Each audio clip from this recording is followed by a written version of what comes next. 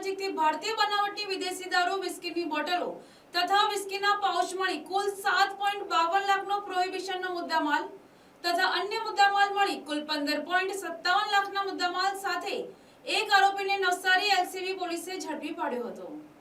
Navsari LCB પોલીસની team પેટ્રોલિંગમાં હતી। તે દરમિયાન તેમને મળેલ બાતમીના આધારે નેશનલ હાઈવે નંબર 48 પર બોરિયાસ ટોલ નાકા નજીક વોચ ગોઠવી હતી।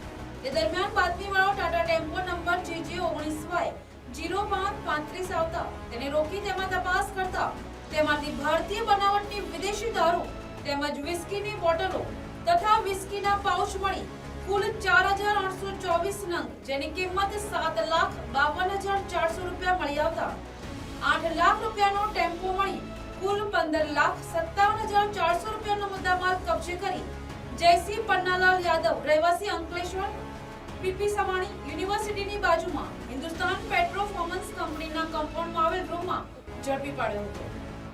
જ્યારે દારૂનો જથ્થો ભરાવનાર તથા મંગાવનાર રેણુબેન શશિભૂષણ વર્મા રહેવાસી મહાદેવનગર સોસાયટી ડિંડોલી સુરત શહેર તેમજ દમણ ખાતે ઇનોવા કારમાં રેણુબેન શશિભૂષણ વર્મા સાથે દારૂનો જથ્થો ભરી લઈ આવનાર ચાલક એમ બેને વોન્ટેડ જાહેર કરી વધુ તપાસ નવસારી ગ્રામ્ય પોલીસે હાથ ધરી છે। રિપોર્ટ